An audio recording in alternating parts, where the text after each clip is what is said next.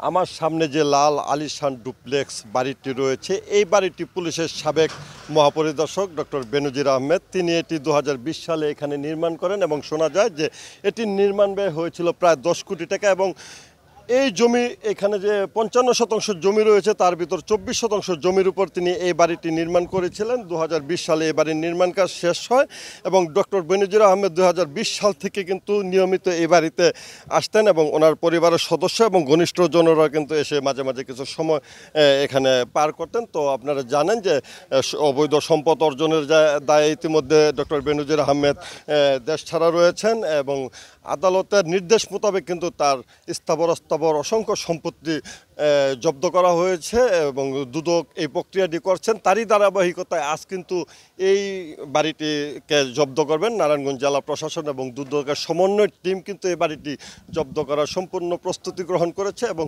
দুদকের 3 সদস্যের একটি টিম এখানে আসবেন। নারায়ণগঞ্জের যে অফিসটি রয়েছে দুদকের সেখানকার কর্মকর্তারা থাকবেন এবং নারায়ণগঞ্জ জেলা প্রশাসকের এডিসি রেভিনিউ যিনি রয়েছেন শফিকুর আলম তিনিও কিন্তু আসলে এই অভিযানের নেতৃত্বটি দিবেন এবং ইতিমধ্যে কিন্তু ঘটনাস্থলে রূপগঞ্জ উপজেলা যে ভূমি কর্মকর্তা রয়েছেন সিমন সরকার তিনি কিন্তু ঘটনাস্থলে এসেছেন এবং এই বাড়ি সিলগালা করার সংবাদে কিন্তু অসংখ্য গণমাধ্যম কর্মীরা এখানে এসে জড়ো হয়েছেন। আমরা যতটুকু বুঝতে পারছি এখানে তহসিলদার রয়েছেন স্থানীয় অফিসার, তারা কিন্তু এই জমিটিরও মাপজোপ করবেন এবং জমির মালিকানা নিয়েও কিন্তু অনেক আপত্তি রয়েছে, যে কারণে আসলে জমির যারা পূর্ববর্তী মালিক ছিলেন তারাও কিন্তু এখানে রয়েছেন এবং তাদের একটি অভিযোগ রয়েছে যে তাদের 8 বিঘা জমি থেকে কিন্তু 83 লক্ষ টাকায় 55% জমি ডক্টর বেনজির আহমেদ ক্রয় করেন। বাকিটি পুলিশের প্রভাব বিস্তার করে কিন্তু সেই 8 বিঘা জমি দখলে রাখা হয়েছে বলে তাদের একটি অভিযোগ রয়েছে।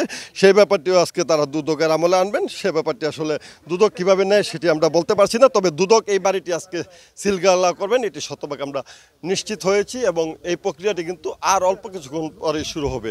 পাশাপাশি আমি জানিয়ে রাখি যে এই বাড়িতে কিন্তু দুজন দেখাশোনার লোক রয়েছেন, একজন এই বাড়ির কেয়ারটেকার রতন মিয়া, অন্যজন ছিলেন এই আবদুল্লাহ মিয়া, উনি বাড়ির নৈশপর হিসেবে কাজ করতেন।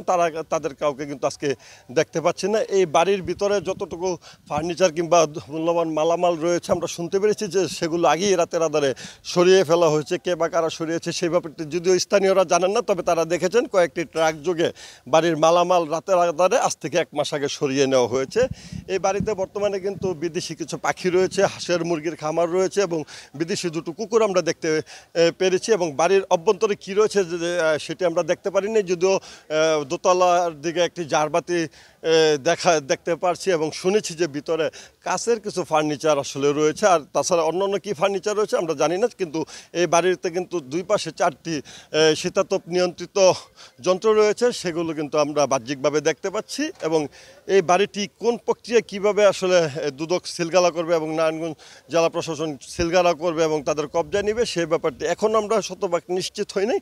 সেই কার্যক্রমটি শুরু হলে কিন্তু আসলে আমরা বলতে পারবো যে আসলে দুদক কিভাবে এই বাড়িটিকে সিলগালা করলেন।